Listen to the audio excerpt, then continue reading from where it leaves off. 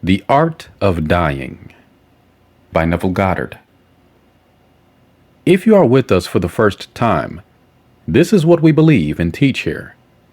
We firmly believe that you, the individual, can realize your every dream, and the reason is that God and man are one. We believe that the difference is not in the mentality with which we operate, but only in the degrees of intensity of the operant power itself, and that we call human imagination. Keats said, "You can take any one great and spiritual passage, and it will serve as a starting point to lead you to the 32 palaces." Take the simple one in Paul's letters to the Corinthians, "I die daily," or Blake's statement in his letter to Crabb Robinson, "Death is the best thing in life." There is nothing in life like death, but people take such a long time in dying. At least, their neighbors never see them rise from the grave. If you understood Blake, you would not think of death as the world thinks of death, but you would see that no one can grow without outgrowing. But man is not willing to outgrow, and yet he wants other things than those he has. But if you remain in one state, you will forever have to suffer the consequences of not being in another state. From the Hermetica. If I remain in the state of poverty, I must suffer the consequences of not being in the state of wealth. So I must learn the art of dying. Paul says, "I die daily." Blake says, "People take such a long time in dying." Man does not outgrow his state of ill health, or his old job, or his unhealthy environment. We must learn the art of dying, and this week is the great death, and we are told that God dies that man may live. We say that the imagination of God and man are one, no matter how far it goes. Universes are created and sustained by the same power that sustains our environment. We say the power is the same, but we recognize a vast difference between the power that sustains the universe and that which sustains an environment. The difference is only in the degree of intensity of the center of imagining. So if we increase the intensity in the center of imagining, we will create greater and greater things. So I see my dream, and I must learn to die to what I am in order to live to what I want to be. Now this is the mystical meaning of a death in the Bible. The death of Moses, a story familiar to all of us. We are told that Moses comes out of the land of Moab, Deuteronomy 34, and then scales the mountain of Nebo, goes to Pisgah, sees Gilead, and finally he looks into the promised land of Jericho. But the Lord tells him, "I will let you see the land, but you cannot go into it." Then Moses dies, which is to say, the present state cannot be carried into the new. It has to die as a consequence of the new made alive. But his eye was not dim, and his natural force was not abated, and no one knows his burial place. First, remember that all of the characters of the Bible take place in the mind of man. I am Moses. You are Moses. It means to lift up or to draw out of. We are told in the very beginning of the story that he was pulled from the bulrushes. The word Moses, in Hebrew, Moshe, spelled backwards in the ancient Hebrew means the name, Hashem, or I am. So, I am drawing out of my own being, or the I am. Moses comes from Moab. This comes from two Hebrew words meaning mother, father, or womb.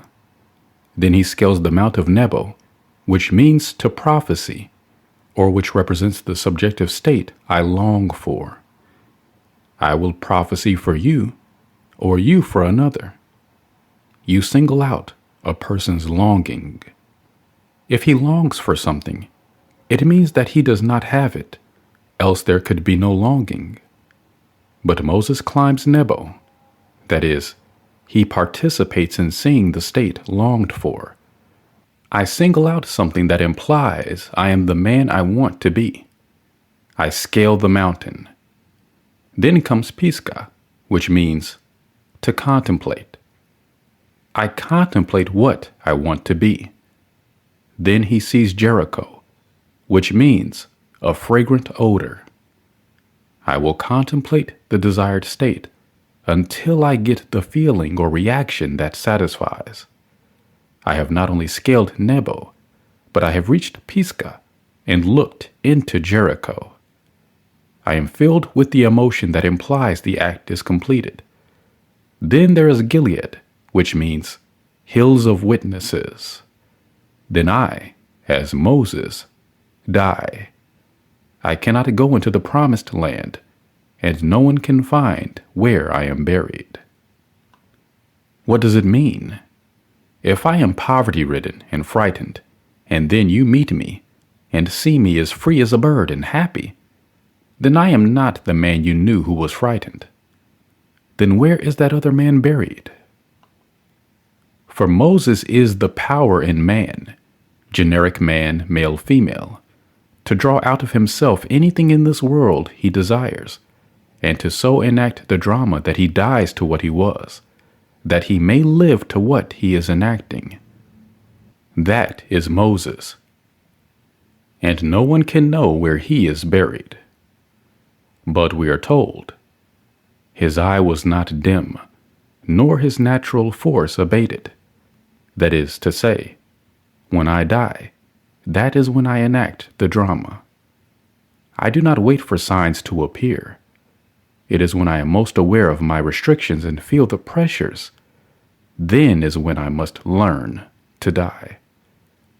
I must learn to let go of what my senses dictate and go mad, and yield to what is only a dream.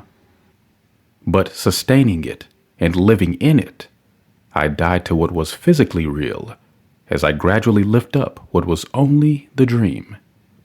You knew only the frightened man, and not the other one. No one can tell where the other has gone. So this is how the art of dying is dramatized in the Bible, as the death of a man. But it has nothing to do with any certain man, for the story of the Bible takes place in the mind of every man.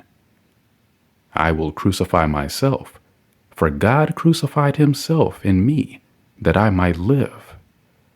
But now I must nail myself upon the thing I desire and, remaining faithful to it, lift it up as God nailed himself upon me.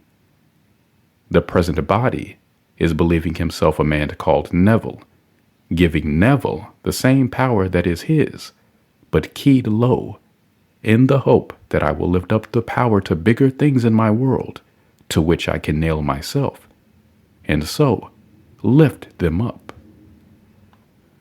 There is no possibility of man making his dream alive, unless he nails himself to this cross that is man. We are living because God nailed himself to us. Now man, keyed low, yielding to other states and not to what the senses dictate, becomes one with the state and nails himself to it, fixes himself in the state through emotion and feeling, and then he will be lifted up. For crucifixion comes before resurrection. Crucifixion without resurrection would be unthinkable. It would be the utter triumph of tyranny. If I could yield myself to my dream, and it would not become flesh, it would be complete tyranny over this wonderful concept of life. But you cannot fail if you yield. If you hold back within yourself, wondering, what will I play as my last card if this doesn't work? Then you have not yielded. You have not nailed yourself to it.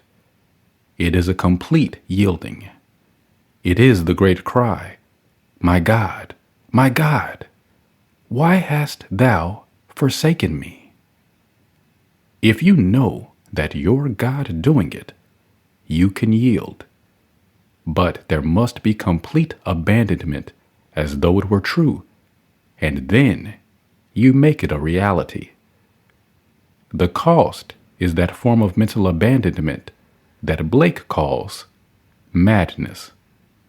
But man is afraid. He dare not so abandon himself to a dream, and so never dies. So Blake was right when he said, there is nothing like death. The best thing in life is death. Many people only age, but they never change inwardly. They only mature physically, but they have not died in the mystical sense. There is no transforming power in the physical death, and they will still be anchored in a larger world with all the trends of this world. To our senses, they seem to be dead, but they will still, on another plane, have to learn the art of dying.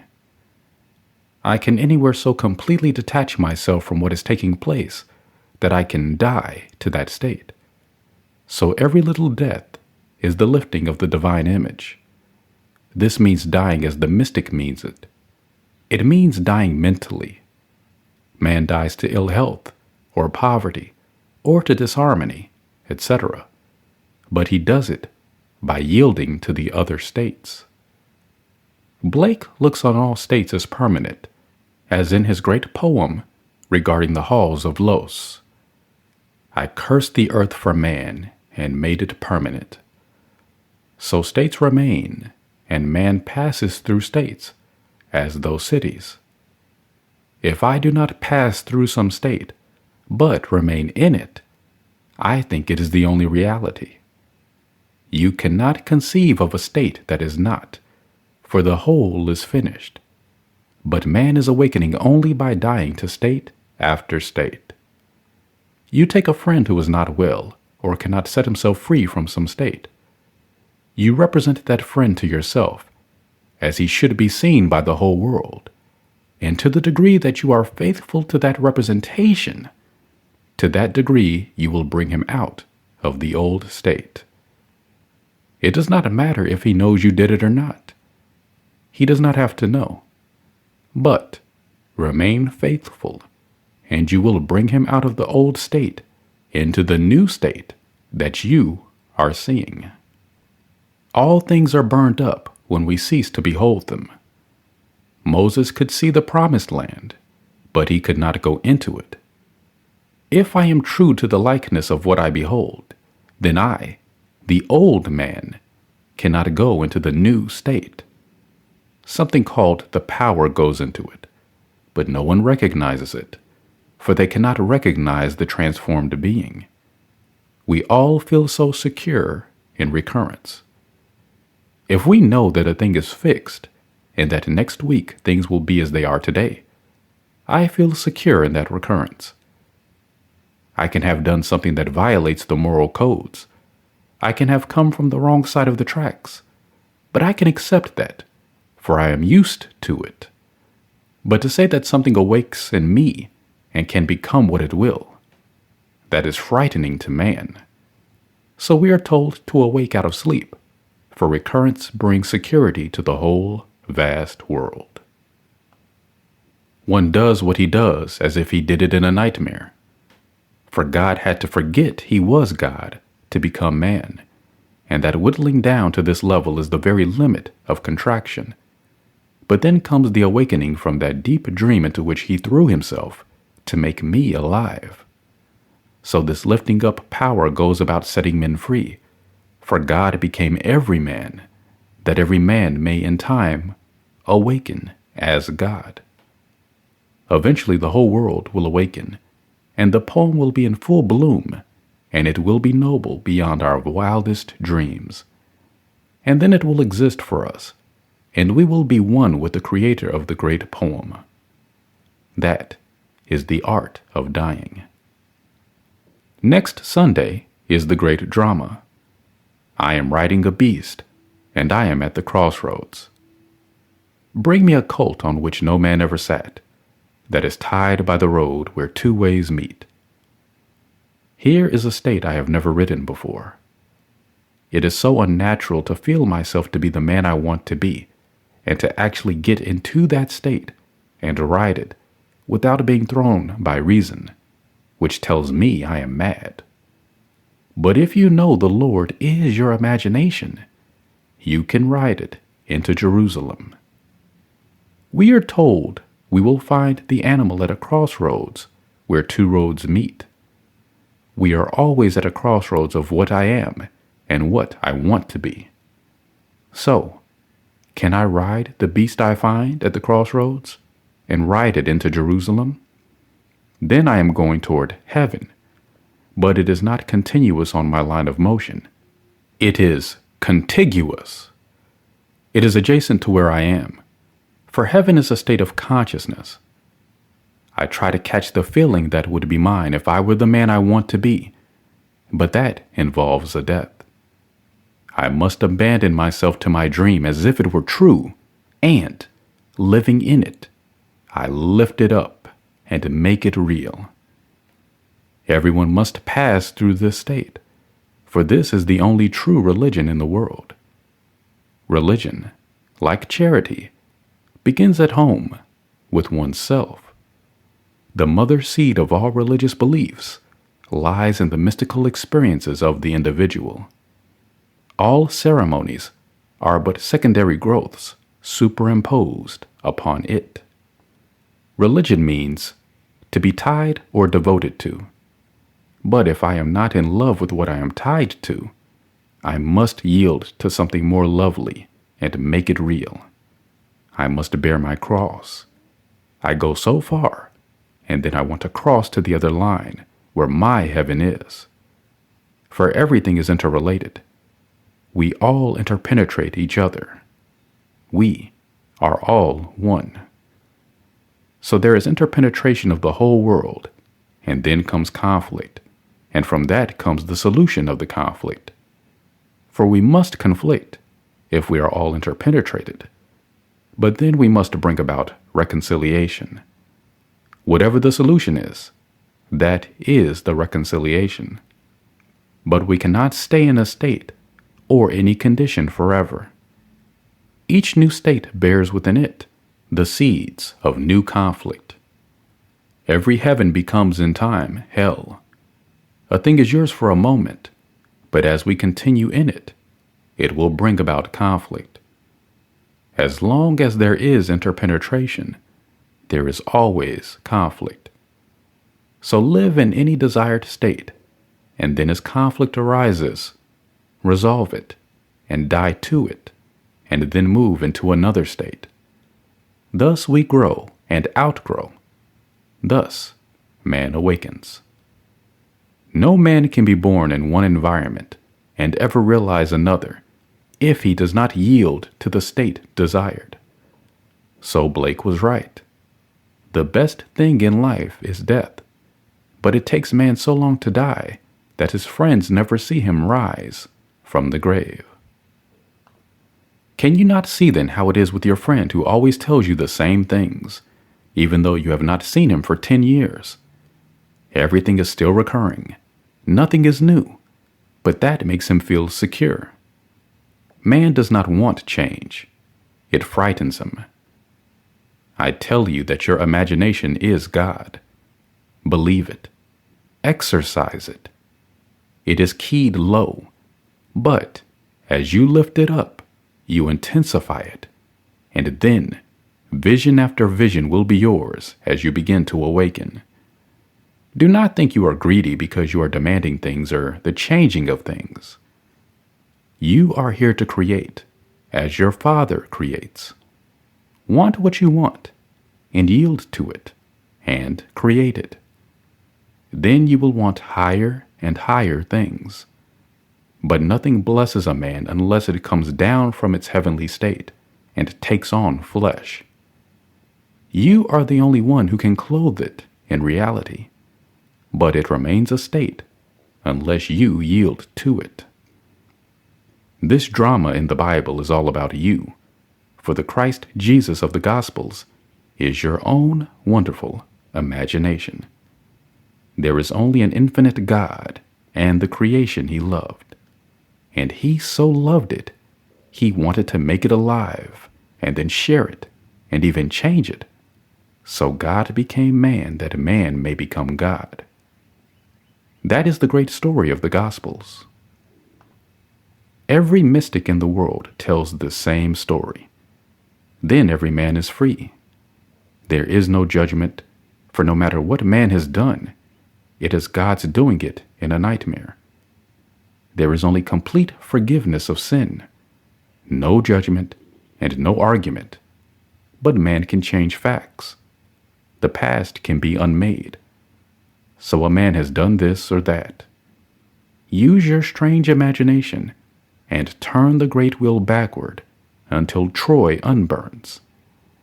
It means to revise. I know a lady who burned her hand and then unburned it. She poured boiling water on her hand. She lay on the couch and tried to undo mentally what had been done. It was difficult because of the pain, but she kept trying. She redid the scene and poured the boiling water on the tea and brewed it, and then she drank the tea.